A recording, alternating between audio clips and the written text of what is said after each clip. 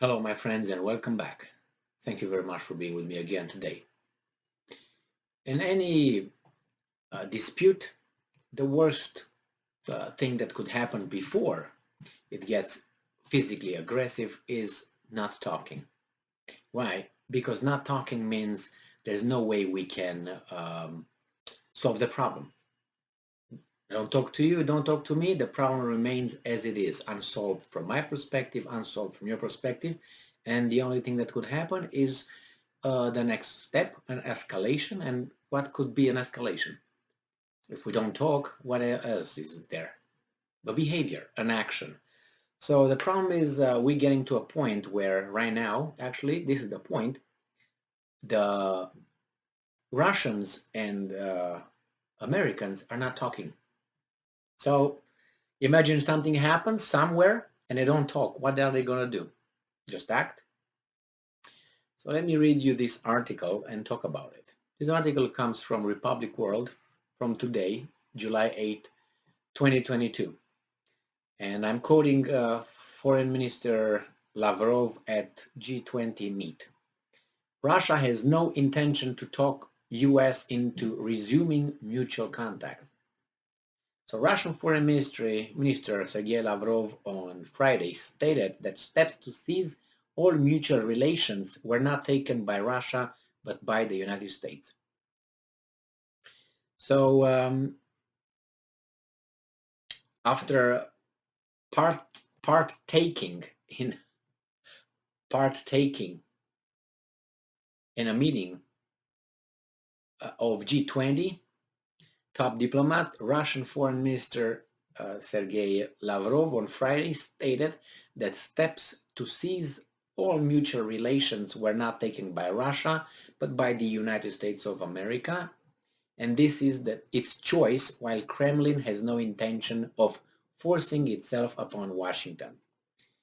And I'm quoting, "It is not us who have ceased mutual contact. This has been done by the United States," he added, saying that "this is all that I can say. We did not run after anyone offering to meet. If they don't want to talk, it is their choice," Lavrov stressed. Speaking about the role of Indonesia as the G20 chair and the international scene, Lavrov stated that Indonesia understood the need to establish talks in the compliance with the norms of international law that are in turn based on the principles of sovereign equality. Lavrov further stressed, "To my mind, this is the right position for Indonesia as a sovereign state and as a UN member state, and also of the chair of the G20 group and as the further chair of the Association of Southeast Asia Nations," reported TASS. Indonesia called for finding ways to resolve the Russian war in Ukraine. The conference of the Group of 20 Foreign Ministers commenced on Friday, July 8th, on the tourist destination of Bali, with diplomats from the US, Russia, China, and India, among others, attending the global summit. So I don't know if that's obviously it's not a good thing. That's my assessment of this situation. Remember the Soviet Union? They were still talking when it was the Soviet Union with the United States in a so-called Cold War. They were still talking. They were discussing behind the scenes, even meeting, even in front of the scenes, not in behind of the scenes only.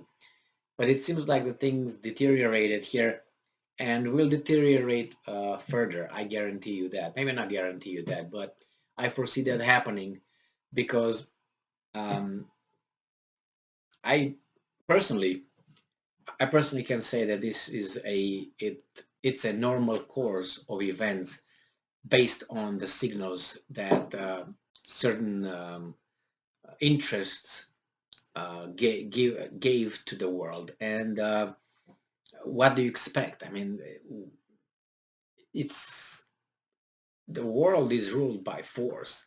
It's not by understanding, friendship, and all that. If people think otherwise, then they should leave their door open, and when someone comes inside their house, they should invite them to cook them some dinner or something, or maybe, I don't know, take their pants down or something. I don't know. It's just this naivete. You're naive if you think but yeah, we should strive to, have a world of understanding and law and order and discipline to a certain extent. But we are human beings, and something that we're missing, or these utopians are missing, is the fact that we have so many flaws. And with the flaws that we have, we can reach a certain level. We can't go past that. Is, for instance, you ask a bicycle, let's say, to fly. A bicycle is not meant to fly. Or let's say you ask a bicycle, you expect a bicycle, let's say, to be to ride a bicycle at the speed of 100 miles per hour. A bicycle is going to go, I don't know, 20, 30 miles per hour, and that's it. That's the maximum. The same with humans. We can't go past 30 miles per hour. And 30 miles per hour for us is what we have. We can get along for a while, but then we try to go past and we crash. And this is a cycle of civilization. I mentioned that before. And you can look into that and you can see the stages. I think it's 8 or 9 stages where the civilization start. Like you have the American example. For instance, the American example, the first stage was when they fought the Revolutionary War. That was the first one. And then they are at the point where right now Rome was, at the point where they did all kind of hanky panky that we are doing it here right now. And it's um, like when you screw something, you screw, and then you destroy the screw, and it keeps rotating, but it doesn't tight anymore. That's where we are. It doesn't rotate. It rotates, but it doesn't get things tighter.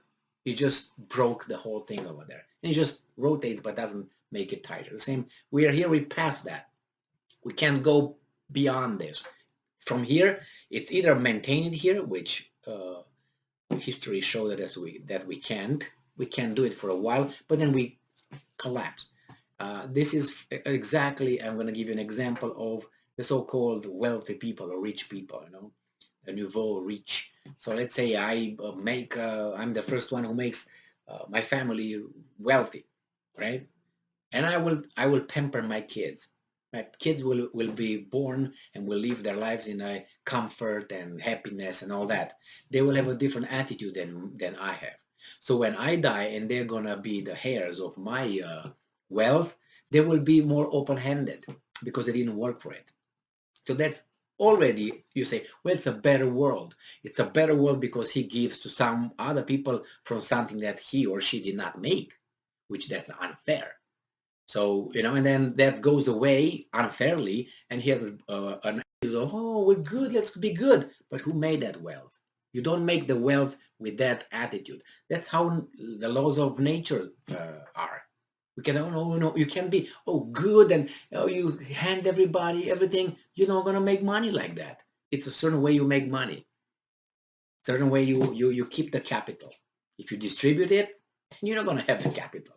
I mean, it's more complex than that, but I'm just trying to make it as clear. So that's why I'm ignoring many little flowers that details, but the details will not change the main idea.